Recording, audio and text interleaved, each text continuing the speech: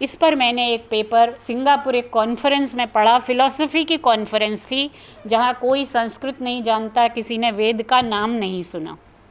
लेकिन जब वहाँ वैदिक विजन ऑफ कॉस्मिक हार्मनी का मूल क्या है, यथा पिंडे तथा ब्रह्मांडे, ये हमारा सिद्धांत है।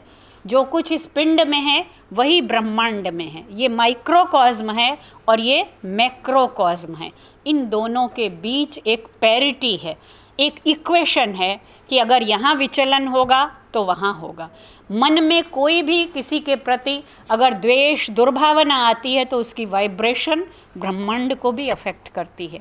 जो हम यज्ञ करते हैं वो यज्ञ इसी कॉस्मिक हार्मनी का माइक्रो फॉर्मूला है, वो केवल एक पूजा की विधि नहीं है।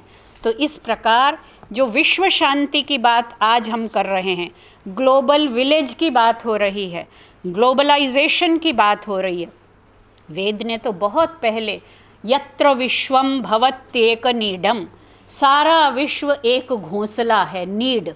विश्वम पुष्टम ग्रामे अस्मिन अनातुरम, ये विश्व एक ग्राम है और इस ग्राम में कोई भी आतुर ना हो, रोगी ना हो।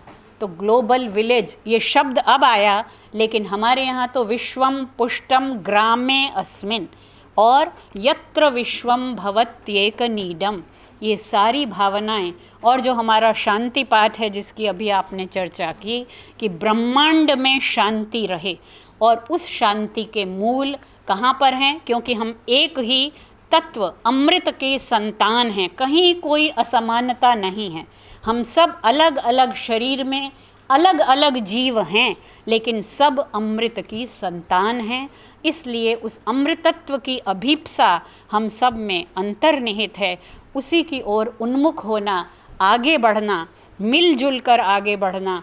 और विश्व मैत्री की बात जो हम मंत्रों में पढ़ते हैं, मित्रस्य चक्षुषा अहम सर्वाणि भूतानि समीक्षे, मित्रस्य चक्षुषा समीक्षा महे, मैं सबको मित्र की दृष्टि से देखूं और सबके द्वारा मित्र की दृष्टि से देखा जाऊं।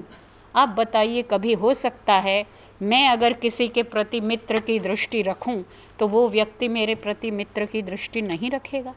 वही जो आदान प्रदान है, जो हम देते हैं वही हमें वापस मिलता है।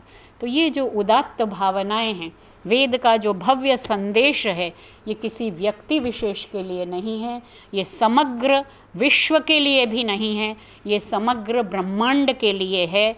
और ये जो वेद की भावनाएं हैं, ये किसी तरह से भी फैलाने के योग्य हैं। संसार के हर व्यक्ति को इन भावनाओं के बारे में परिचित कराना हमारा दायित्व है। जिन्होंने इसको देखा है, थोड़ा बहुत भी जाना है, तो हमें इसका प्रचार करना चाहिए।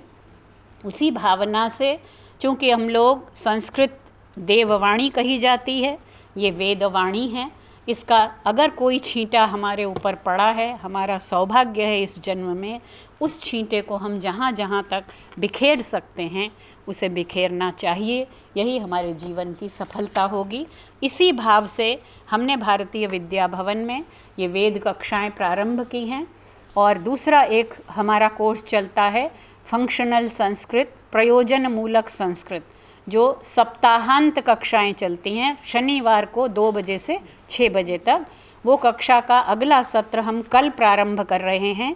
उसमें हमने तर्कशास्त्र, योग शास्त्र, संस्कृत नाटक और वेद विद्या, ये 4 पाठ्यक्रम रखे हैं। उसमें वेद विद्या का पाठ्यक्रम मैं स्वयं पढ़ाऊंगी। तो आप में से जो लोग नहीं भी पढ़ सकते, नहीं आ सकते, कम से कम आप इस संदेश को जहाँ जहाँ प्रचारित कर सकते हैं। जो लोग पढ़ना, जो लोग नौकरी करते हैं, ये उनके लिए है कि वे छुट्टी के दिन एक दिन आएँ, संस्कृत भी सीखें और संस्कृत में जो सन्निहित ज्ञान है, विपुल ज्ञान और विशेषकर वैदिक ज्ञान विज्ञान, उसको जानें, समझें। इन्हीं शब्दों के साथ मैं आप सबका आभार प्रकट करती हूँ कि आपने मेरी बात धैर्यपूर्वक सुनी।